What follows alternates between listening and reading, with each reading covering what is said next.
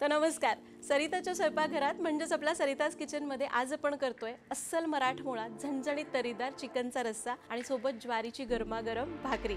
आणि ही रेसिपी आपण करतोय फाबर मॅजिक लिफ्ट हबचा वापर करून। आता रेसिपीला सुरुवात करूयात।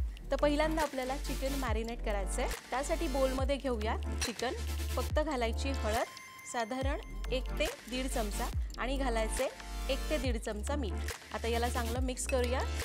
याला आपण असं टॉस करून घेऊ म्हणजे ते छान लागलं जातं। तर चिकन आपलं मॅरिनेट झालेलं आहे। आता याला शिजवून घ्यायचं आहे। त्यासाठी भांडं तापत ठेवलं आहे, त्यामध्ये घ्यायचं आहे 2 चमचे तेल। तेल गरम झालं तर यामध्ये घालूया एक मध्यम आकाराचा चिरलेला कांदा आणि कांदा आपल्याला चांगला 1-2-3 मिनिटांसाठी परतून घ्यायचा आहे। आता यामध्ये घालायचं आहे हळद मीठ लावून घेतलेलं चिकन।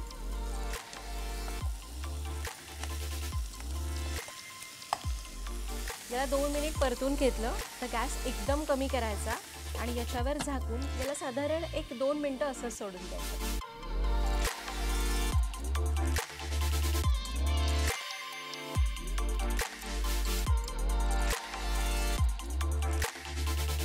तर चिकन 5 मिनिट आपण पाणी न घालता शिजवलं आणि त्यानंतर त्याच्यामध्ये गरम पाणी घातलं।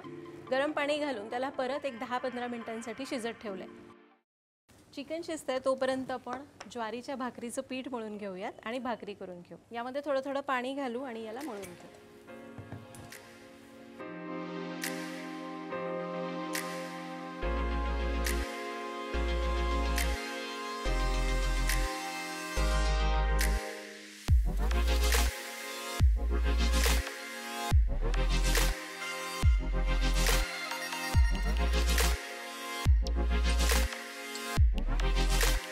त्यासाठी पॅन गरम करत ठेवलाय, त्यामध्ये घ्यायचं थोडंसं तेल।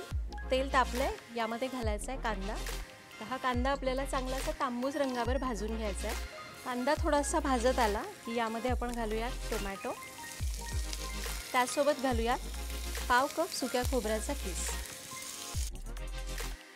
हे पूर्ण गार झालंय। आता यामध्ये घालूया थोडीशी कोथिंबीर, 1 इंच आलं, 10 ते 12 लसणीच्या पाकळ्या, कांदा लसूण मसाला, चमचाभर काश्मीरी मिरची पावडर। आता हे सगळं गार झालेलं आहे, सगळं आपण एकत्र घेतलंय।